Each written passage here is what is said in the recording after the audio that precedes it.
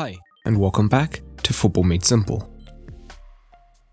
A battle between two heavyweights ended with a 3-0 win to Manchester City in the first leg of the Champions League quarter-final. The XG showed City did have the higher quality chances, however, despite the scoreline, between two top managerial minds was fascinating. But what exactly were the tactics employed by Pep and Tuchel? Let's take a look, starting with City on the ball. And in prior matches, when we've seen City line up with this back four, Stones has started at right back and then inverted infield alongside Rodri to create a double pivot.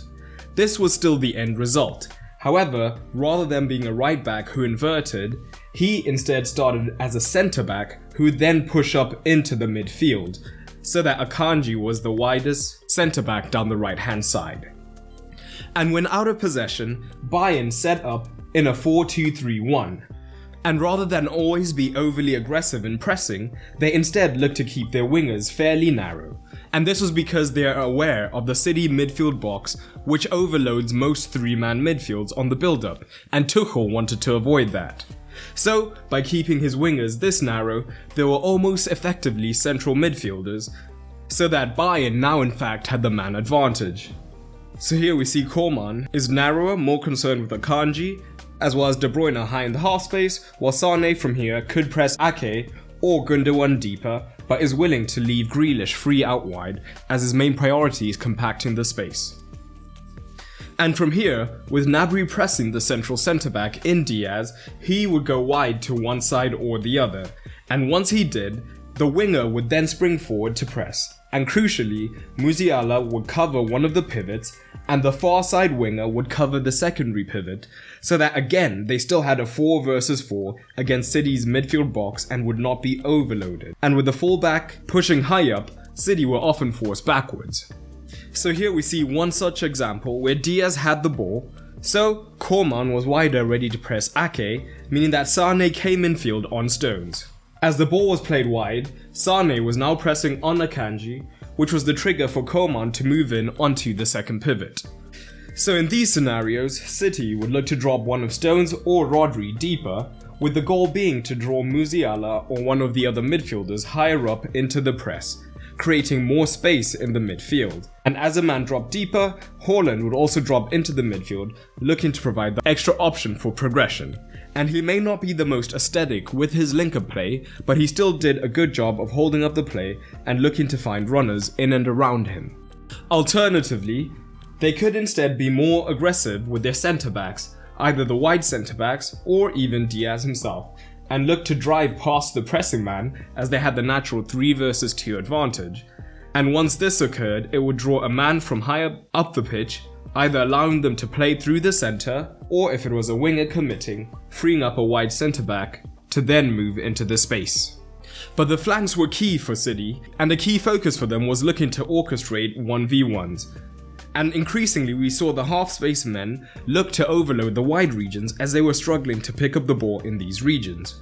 So when the wide centre-back got onto the ball and drew a man, De Bruyne or Gundogan, depending on which side the play was occurring, could move wide. And at times, the midfielder could track with them, but with Haaland dropping deep, this could be trickier at times. So if they did find this space, they could then potentially look to play in the winger, or De Bruyne in particular would often then look for crosses into the box, with Grealish, Gundogan and Haaland often overload in the box when he was looking to do so. Here we see one such example, with Akanji receiving the ball and this draws Koeman. Goretzka was covering De Bruyne when he moved wide, and Davies is drawn towards the dropping Bernardo. But this creates the space for De Bruyne to attack, and Goretzka doesn't immediately follow. So De Bruyne gets into a great position for a cross. This was a different situation where the midfield tracking was more effective. Again, Sane drawn to the wide centre-back, and Gundogan identifies that space, but Goretzka follows him closely. However, this still left the ball over the top open, and Bernardo gets in.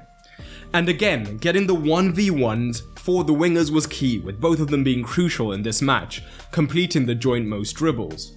So from these scenarios, City could look for the switch to create that isolation once again. This was because with the midfielder having moved wide, the whole of the Bayern Munich midfield could be drawn across.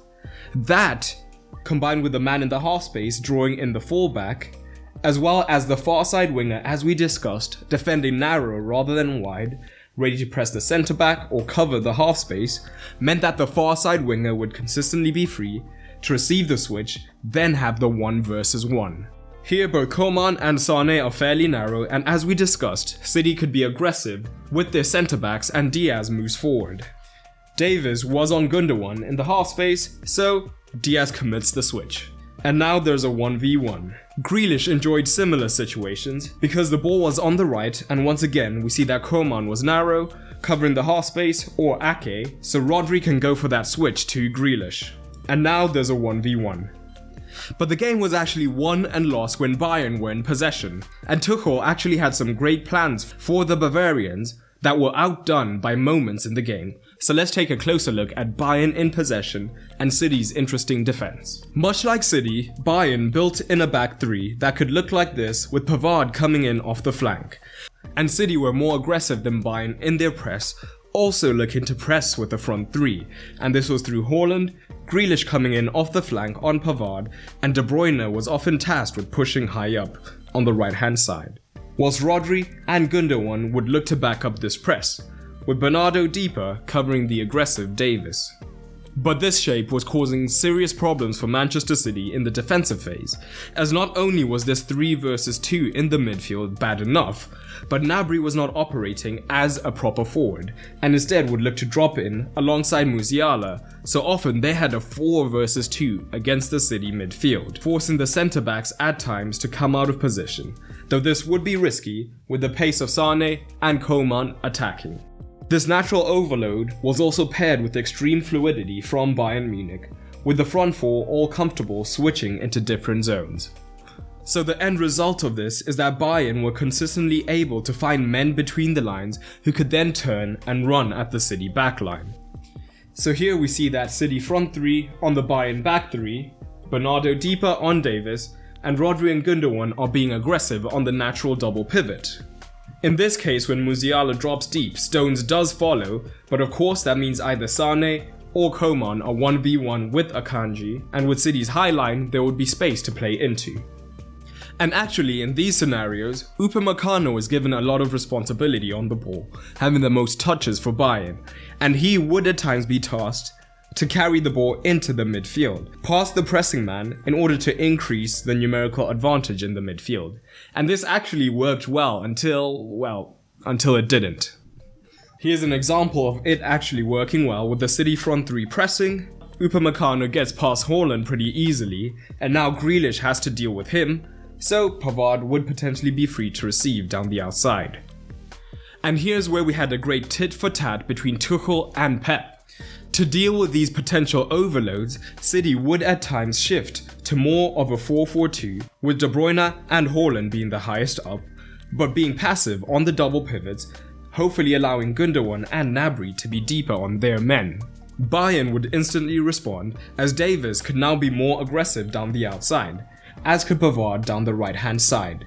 And what this would mean is now both wingers also have the freedom to join in these central zones, meaning that there was still an overload in the central regions. Alternatively, what Bayern could do was play down one side of the pitch, draw the forwards, and force the pivots to come across, meaning that the far side 10 would be free in the midfield to potentially receive. So Guardiola knew he had to react to this new structure from Bayern Munich. So Pep still pressed with the 3, but he changed the personnel of his press, which changed everything. So instead of having De Bruyne joining Grealish and Haaland high up the pitch, it was now Bernardo Silva who from the right hand side would push up, and this would allow De Bruyne to remain deeper, especially looking to tie up Kimmich, who could at times be more of a single pivot. This meant that they had a lot more midfield cover in the central zones, meaning that a centre-back could cover more efficiently. This was made possible because, as we know, Bernardo has amazing work rate, so he was entrusted to do this two-man job of both covering De Ligt and dropping deep onto Davies whenever possible. But Tuchel identified an opportunity immediately and looked to take advantage of the new structure from City. This could be in situations when Bernardo was too central on his press, meaning that Davies could receive in space and then look to combine with Coman or Sané, and he could then overlap down the flank. Or what could happen is that when Davies received in this space, Akanji would be forced to confront him, which meant that the back three would then have to shift across to cover, and with Grealish having been high on Pavard, this would mean the switch to the far side winger, be it Sane or Coman, was on. So in this case, Haaland and De Bruyne have actually rotated, but the principle is the same, with Grealish, the third man, and Bernardo looking to press the Bayern front three, meaning that Davies is free down the flank. So when Davies receives, Akanji has to confront him, meaning that Stones is now dragged onto Sane. So with Grealish high on Pavard, Coman can now receive out here, and with Pavard underlapping, it leads to a dangerous scenario. But Tuchel found yet another way he could exploit this City pressing shape, and this was by still using a back three, but now rather than having it composed of Pavard, Upamecano and De Ligt, Kimmich would often drop in to be the central centre back, pushing Upamecano wide, and Pavard would operate more as a traditional right back. What this meant is that Haaland was now on Kimmich and Grealish was on Upamecano, meaning now Pavard was the free man outside who could receive and then look to progress the play, leading to dangerous scenarios. So here we see just that, Grealish on Upamecano and Haaland is on Kimmich. Pavard has immediately identified this space and looks to push higher up. So Kimmich then drives high and switches the ball to Pavard, who has plenty of room to attack. Overall, from a tactical level, these two managers have once again brought the best out of each other, with City coming out on top and taking a healthy lead to the Allianz. And Tuchel would count himself unlucky because almost all of the goals were a result of sloppy play rather than tactical mistakes. Meaning despite the scoreline, Tuchel still earns a 7 for the tactical score. But Pep was just a level above, meaning he earns an 8.5. But what are your thoughts? Drop them down below. I hope you enjoyed this video, and if you did, you might enjoy the content available on my Patreon. Not only does Patreon help to support the continued production of content, as I am a one-man team, but it also gives you early access to videos that will come on the channel. You'll also get exclusive videos, get to vote on polls, and so much more. And it's cheaper than ever, no longer having a tier system, so everyone on the Patreon gets access to all the content. So head over to patreon.com/footballmadesimple to check it out.